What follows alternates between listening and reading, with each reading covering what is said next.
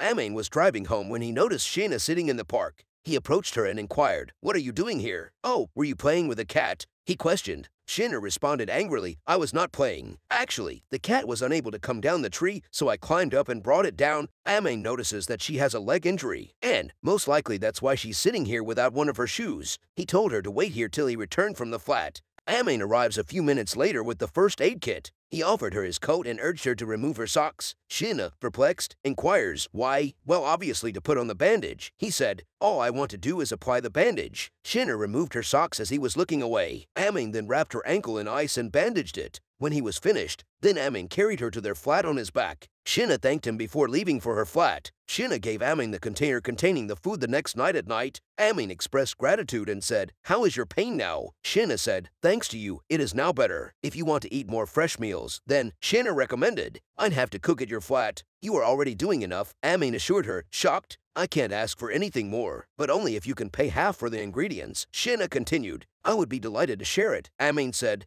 "But wouldn't it be risky for you to be alone with me?" Shayna stated solemnly, "If you dare to do anything to me, I would make certain that you never became a father." Shayna, on the other hand, was well aware of Amin's personality. "I can tell you're not interested in me," she said. "That's why I offered to cook in the first place." Shayna arrives the next day and begins cooking this as Amin sits in the living room. While Shayna was cooking, he stared at her and pondered, "Isn't this strange? She reminds me of my wife." Shayna sensed Amin looking at her. "I hope you're not having any cultured thoughts about me," she taunts. Amin was terrified. "Don't overthink it," he added. Amin was astounded to see how outrageously amazing the supper looked when it was finished. After they had finished eating, they both scrubbed the dishes. The next day, after they had eaten dinner, "What are you doing?" Amin asked Shayna. "Just checking my answers for today's test," Shayna said. Amin inquires, "How much do you think you would get?" Shayna declared boldly, "A perfect 100. Amin was taken aback. "You're good too," Shayna remarked. Amin responded, "Well, that is a condition for me to live alone in the first place." He said, "But not as good as you." Amin is ready to depart when she realizes her ID card has been left on the desk.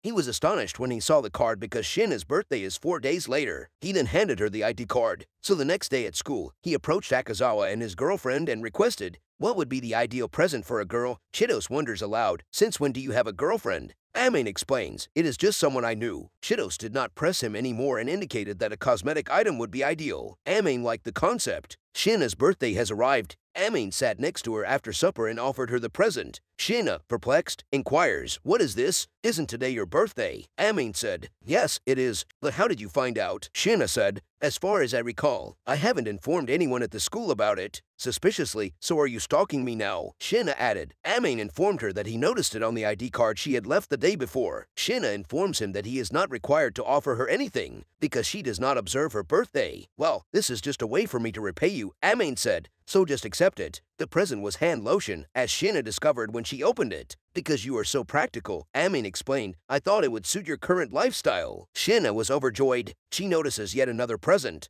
"Well, this one is based on my impression of you," Amin remarked, his tone slightly bashful. "That's all, and if you don't like it, you may toss it." A little teddy bear was the second present. She said that she will never throw it. She will cherish it forever. While she was saying this, Amin gazed at her and swiftly turned away. Thanks for watching. Please make sure to subscribe and watch my other videos if you're into my content.